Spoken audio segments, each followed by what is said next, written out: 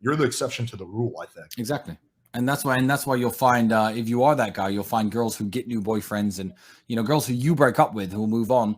I could call my exes, most of them, at any time and have them in my bed within 2 hours, boyfriend or no boyfriend, you know, because you set a standard in every single way. And sex is a massive way of doing that. Yeah, you're right. That's interesting that you say that. I'm also on like really good terms with all my exes. I've never had like a bad breakup in my whole life. Like all the girls who I've ever dated, seriously, like I don't think I can call them and fuck all of them, because some of them are like married and shit.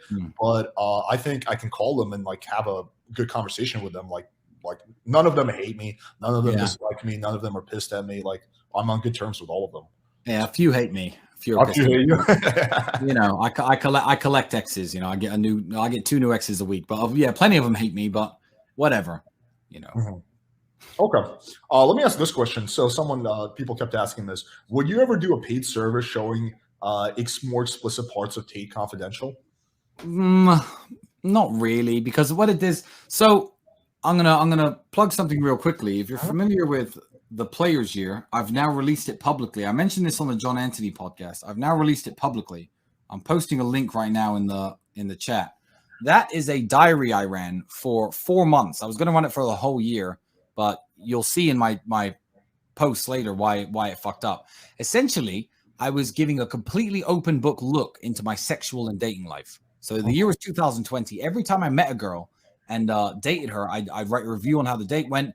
It was a Twitter page that was a diary. And every time I went to bed with her, this is something I did that no one else has ever done. No game guy, no pickup guy, no RedPill guy has ever done. I would take a picture of her in my bedroom, underwear, lingerie, covered up. I would censor the picture, but I would make sure my watch was in the picture. This is a different watch, but I was wearing a Breitling Super Ocean at the time. And I take a picture of her.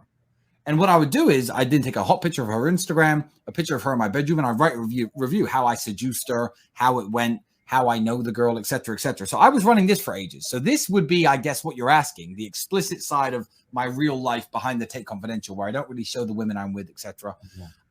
No, I won't do it again. I won't do it again because you motherfucking simps out there can't help. You can't resist snitching on me.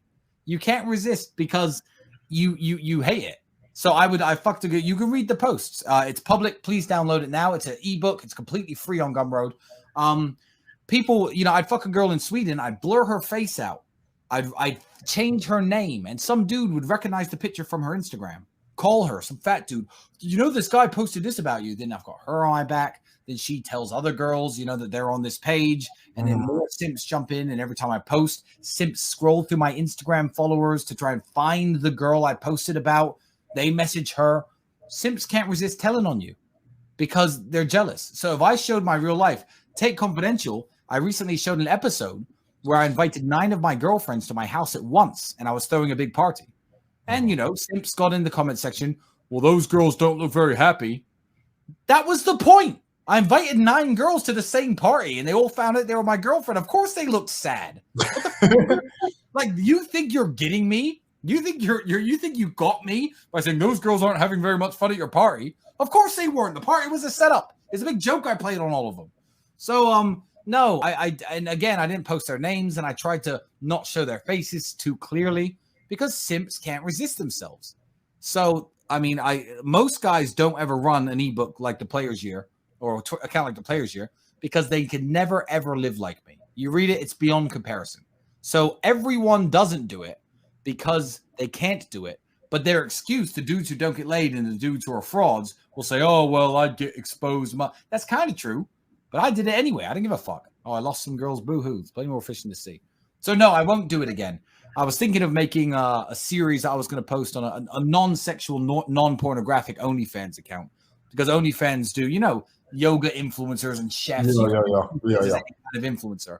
And I was thinking of making an OnlyFans account where I show, you know, some more supercar content, some of the behind-the-scenes stuff, some of the girls I hang out with, some of the cooler parties. But I just thought, no.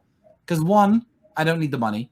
I really don't. And 2, I don't owe it to people. I feel like, you know, with things like the Players Year and all I show and all the receipts I put out there, I've proven my fucking point.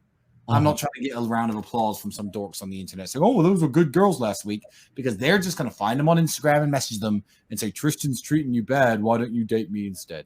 And I can't be bothered with the headache.